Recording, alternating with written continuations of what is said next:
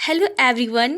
कैसे हैं आप लोग। आशा करती हूँ आप लोग बहुत ही अच्छे होंगे और अच्छे से अपनी पढ़ाई कर रहे होंगे फ्रेंड्स। तो आज के इस वीडियो में आप लोगों के लिए मैं बीकॉम सेमेस्टर 1 के स्टूडेंट्स के लिए एक वेरी इंपॉर्टेंट क्वेश्चन लेकर आई हूँ विल्सन स्लो का, जो कि आप लोगों के एग्जाम के पॉइंट ऑफ व्यू से काफ़ी इंपॉर्टेंट क्वेश्चन है। तो आज का क्वेश्चन है अर्ध अनुबंध क्या है, जिसे इंग्लिश में हम लोग क्वाजी कॉन्ट्रैक्ट कहते हैं। तो आज के इस वीडियो में हम लोग समझेंगे इसके मीनिंग, टाइप्स एंड इसके एग्जाम्पल्स को। तो बहुत ही डीप में हम लोग समझने वाले हैं, तो वीडियो के लास्ट तक बने रहिएगा। और अगर आप पहली बार हमारे इस चैनल पर विजिट किए होंगे तो सबसे पहले आप हमारे इस चैनल को लाइक करें, सब्सक्राइब करें और बेल बटन पर क्लिक करके ऑल पर क्लिक जरूर कर ले, ताकि जब भी मैं वीडियो अपलोड करूंगी तो इसका नोटिफिकेशन सबसे पहले आप लोगों को मिल जाएगा फ्रेंड्स। तो चलिए हम लोग समझते हैं कि अर्ध अनुबंध क्या होता है।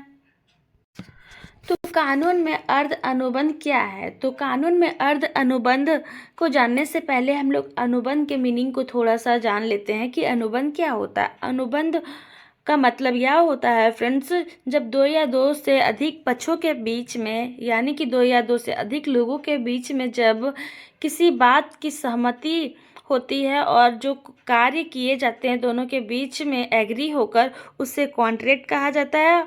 और रही बात अर्ध अनुबंध का, जब दोनों पक्ष एग्री हो जाते हैं और किसी कारणवश एक पक्ष अपने उत्तरदायित्व को सही तरीके से नहीं निभा पाता है, तो उसे आधा यानी कि अर्ध अनुबंध कहा जाता है। तो यहाँ पे क्या बताया गया है, एक अर्ध अनुबंध जो दो पक्षों के बीच एक सर्वव्यापी व्यवस्था को संदर्भित करता है, जहां उनके बीच कोई पूर्व दायित्व संविदात्मक प्रतिबद्धता नहीं थी। इसे दो पक्षों के बीच अधिकारों और देनदारियों के रूप में भी परिभाषित किया जा सकता है, जहां कोई औपचारिक अनुबंध नहीं है। एक अर्ध अनुबंध के रूप में ही निहित अनुबंध के रूप में भी जाना जाता है, यानी कि पूर्व दायित्व जो उसका बीच में दो दायित्व दिया गया है, वो दायित्व को नहीं निभा पाता है, तो इसे अधिकारों और देनदारों के रूप में ही परिभाषित किया जाता है। चलिए अब हम लोग आगे समझते हैं कि अर्ध अनुबंध का उदाहरण क्या होता है। मान लीजिए जैसे कि मोहन और रमापति हैं, वो एक दोनों दूसरे के बीच में क्या हुआ, दोनों के बीच में अनुबंध किया गया। तो अनुबंध में प्रवेश करते ही, जिसके तहत मोहनलाल 1,000 रुपये के बदले में रमापति के घर पर मिठाई का डिब्बा देने के लिए सहमत हो गया।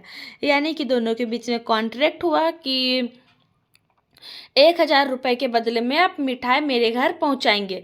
तो गलती से क्या करता है मोहनलाल, रमापति के बजाय सुरेश के घर में मिठाई को भेज देता है। तो सुरेश मिठाई खाता है, तो यह किसी के से उपहार के रूप में माना जाएगा, यानी कि सुरेश इसमें इन्वॉल्व बिल्कुल नहीं है। और रमापति और मोहनलाल के बीच में यह कॉन्ट्रैक्ट हुआ था कि 1,000 रुपये के बदले में मोहनलाल रमापति को मिठाई उसके घर पहुंचा देगा। लेकिन वो क्या किया, गलती से वो सुरेश के घर में पहुंचा दिया। तो ये भले ही मोहन लाल और सुरेश के बीच कोई अनुबंध नहीं है, लेकिन अदालत इसे एक अर्ध अनुबंध ही मानती है और सुरेश को आदेश देती है कि या तो मिठाई लौटा दे या मोहन लाल का भुगतान करे। तो यहाँ किसी तरह का कोई उपहार नहीं माना जाता, लेकिन अदालत इसे क्या पेश करती है कि जो मोहनलाल है उसे मिठाई लौटा दे या फिर उससे पैसा बदले में दे दे। भले ही इन लोगों के बीच में कोई कॉन्ट्रैक्ट नहीं हुआ, यानी कि यहाँ पे बीच में कौन फंस जाता है, सुरेश फंस जाता है। तो इसे ही अर्ध अनुबंध कहा जाता है।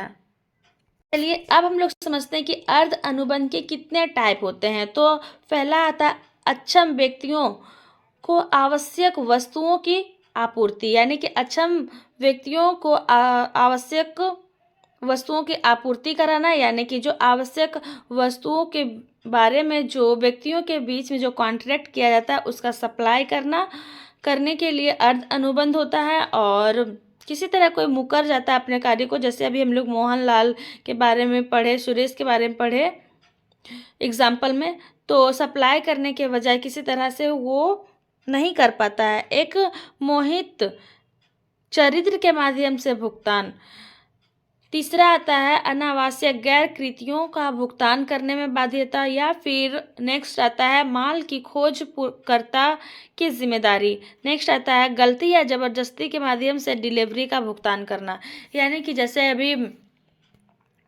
मोहनलाल ने सुरेश को जबरदस्ती ही नहीं, सुरेश समझा कि हमें गिफ्ट के रूप में दे रहा है, वो खा भी गया। तो इस तरह से जबरदस्ती या फिर जो कोई डिलीवरी भुगतान होता है उसे अर्ध अनुबंध कहा जाता है। तो आज के लिए इतना ही। उम्मीद है फ्रेंड्स आप लोग समझ गए हैं अर्ध अनुबंध के मीनिंग एंड टाइप्स को। तो आज के लिए इतना ही। Thank you.